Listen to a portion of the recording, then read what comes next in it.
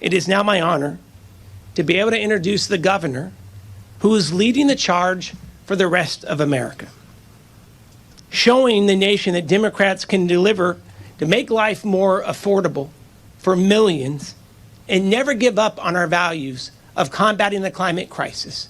He knows that we can do both. And with his leadership, today, we are doing both. I want to hear you loud and proud.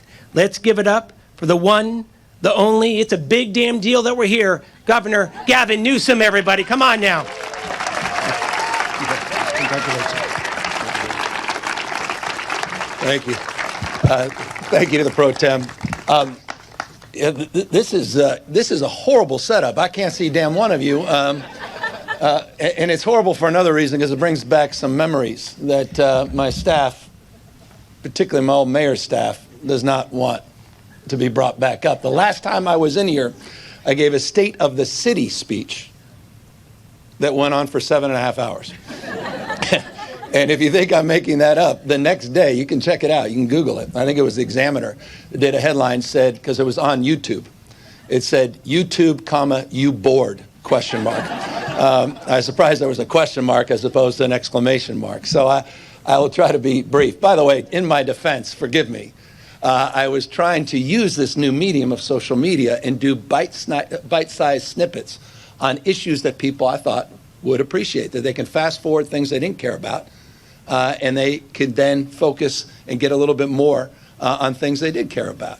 But anyway, it was an abject failure, unlike what brings us here today, which is in the spirit of the Pro Tem, celebrating an expansive winner's circle, and celebrating the success of partnership and collaboration, and celebrating the success of reconciling our differences. I appreciate the reference to those that are here assembled with us from the Assembly as well as the State Senate. What is important, for those of you who may not be familiar with some of those names, it's a bipartisan group of folks, which is important. You know, we're a stone's throw away from the African exhibit, and it's always good to be reminded of African proverbs. Says, you want to go fast, you can go alone. You want to go far, go together.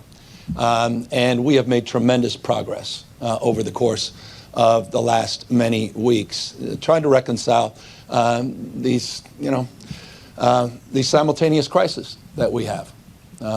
This climate crisis, yes, crisis of democracy, growing crisis of confidence that people can deliver and deliver results. And I think what, for me, makes this day special, 6 bills that are all about the how, not about the what and the why. As was stated, we've done a very effective job of identifying the problem, but not many jurisdictions have identified strategies to actually deliver real and demonstrable results. It's an interesting fact. Every single one of those audacious climate goals the state has set, we have achieved. Every single one. In fact, today, we're running the 4th largest economy with 67% of our energy carbon-free. It's unprecedented. There's no other jurisdiction in the world that can lay claim to that. It is remarkable, and just briefly, 1874, the first electricity came to California, came here to San Francisco. There's been 105 gigawatts of installed capacity. In just the last 6.5 years, we've installed over 30 gigawatts, about a third of all the installed capacity, and the vast majority of that has been clean. So I would add, not just lower utility costs, I'll get to that, lower pollution, but also reducing all the BS, the timelines. A lot of what we are signing today is about building on the reforms, the permitting and the zoning reforms, the land use reforms, and moving forward to get these large-scale projects done. That's what we have done with large-scale battery storage, 15,000 megawatts in the last 6 years. It's simply unprecedented. There's no other jurisdiction in the world can lay claim to that except China, interestingly, and the state of California. So our state of mind is firmly planted on the application, the implementation. And that includes a balanced approach in this context. The reason this is bipartisan, the reason you heard Kern County and others, is we have to effectively transition. this is not an ideological endeavor. We're in the practical application business. We've got to manifest our ideals and our goals. And so this lays it out, but it lays it out without laying tracks over folks. I know there are tracks we are starting to lay in the Central Valley that are part of this. But the issue of affordability, as you heard, is top of mind. It's $60 billion. This should be the headline. $60 billion of tax rebates on electricity bills. That's what this bill represents, $60 billion. There's not another jurisdiction that can lay claim to that. Close to $1 billion a year just in our regionalization efforts as we work to expand our capacity to export more clean and green energy, to import to address some of the issues around reliability, but also to stabilize our grid with the Western market. We've worked on that for over a decade. We're getting it done here today.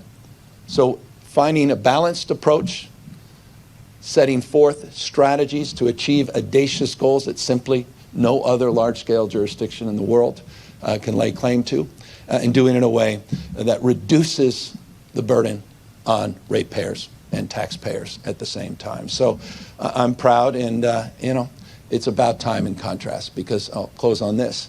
As it was noted and stated, there's a hell of a time. The CEC, our California Energy Commission, is celebrating its 50th anniversary today. And I'll remind folks that may have forgotten, or those that may not know, it was Ronald Reagan, Republican governor, that signed the bill that ultimately led to the CEC. He did the same with the California Air Resources Board. It was a Republican by the name of Nixon that codified our leadership in 1970 with the Clean Air Act, Clean Water Act, Endangered Species Act, Republican president. The vandalism that this president has done to our kids and our grandkids, the deficits, environmental injury is nothing more than deficit spending. Healthcare costs, the burdens of cleanup costs, and the next generation is a disgrace. It's a disgrace. It's also a front in the spiritual sense. And it's hard not to think about that in the context of these sentinels above you. This is the one thing that connects us generations, thousands and thousands of generations. There's something profoundly spiritual about that. It's an affront to God. Not my word. Those are the words of the Pope when we were at the Vatican a year and a half ago. So we recognize how precious this moment is and how important California is at this moment. And so I say all that, and this is a point of pride, who celebrated my oldest daughter's 16th birthday last night.